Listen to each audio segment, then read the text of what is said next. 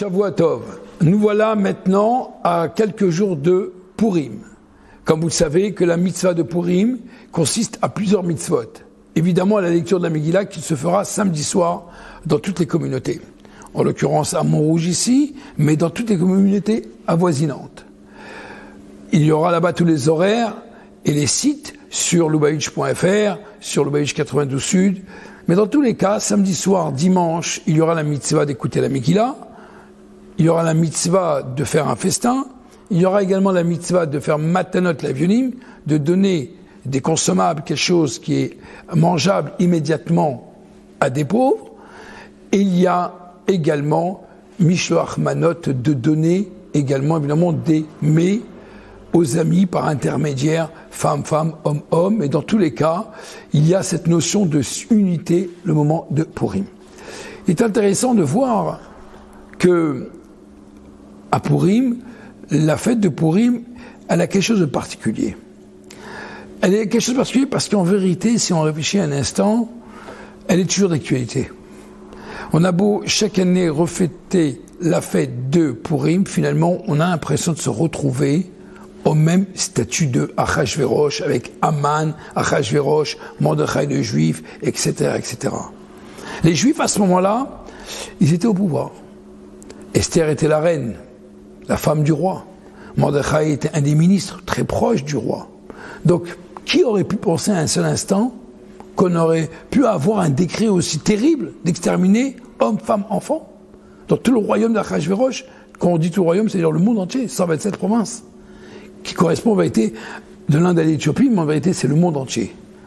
Et pourtant on aurait pu être normalement être tranquille. C'est ce que les Juifs ont pensé. Qu'est-ce qu'ils risquent? On a des gens au pouvoir qui sont là pour nous, il n'y a aucun problème. Eh bien finalement non.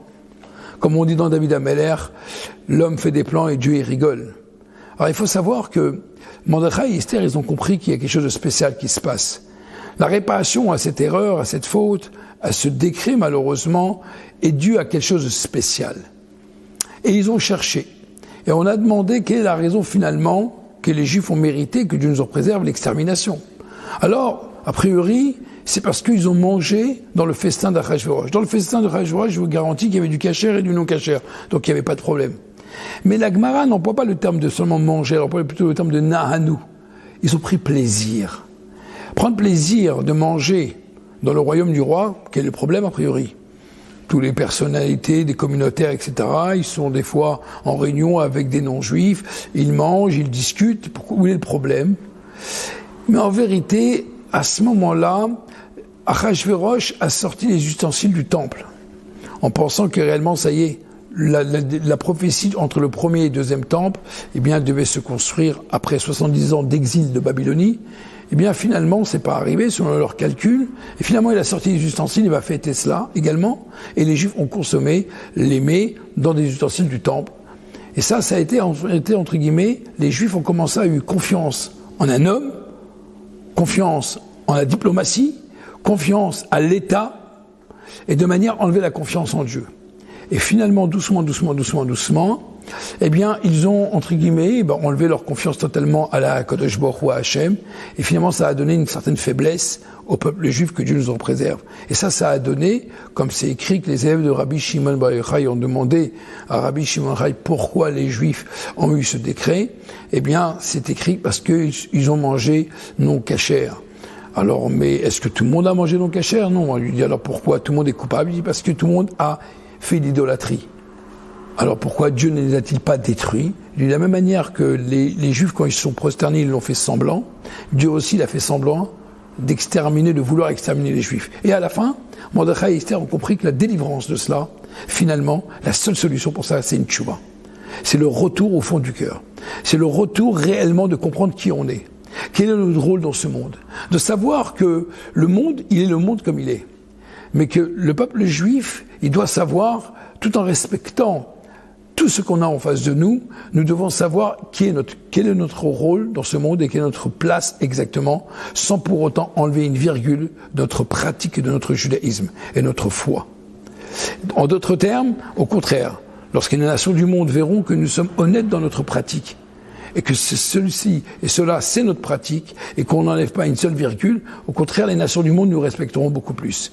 Mais lorsqu'on commence encore à diverger, un peu à droite, à gauche, on enlève là, on enlève ici, on enlève un peu ici, finalement, malheureusement, on voit que les nations du monde verront qu'on est faible dans notre détermination en tant que juifs, et c'est là où, malheureusement, on laisse un espace vide, et comme on dit en français, la nature a horreur du vide.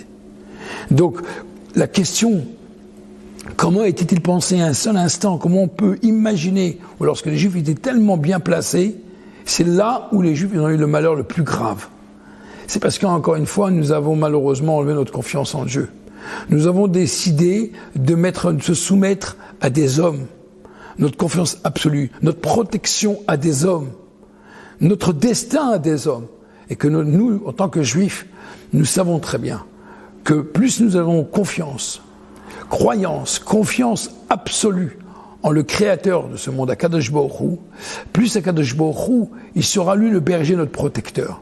Mais dès que Chav Shalom, nous laissons une forme de porte ouverte, automatiquement, les loups y rentrent. Comme c'est écrit dans le Midrash, 70 loups qui entourent un mouton au milieu. Et dès que, finalement, la protection divine part, finalement, les loups sont là pour nous dévorer. Et justement, l'histoire de Purim nous apprend chaque année. Nous apprend chaque année qu'il faut savoir qu'est-ce qui est essentiel et qu'est-ce qui est secondaire. Évidemment qu'il y a du respect et du respect envers le gouvernement, envers tout le pays entier. Évidemment que nous sommes dans un pays, Dieu merci, qu'on peut vivre notre judaïsme comme il faut, Dieu merci.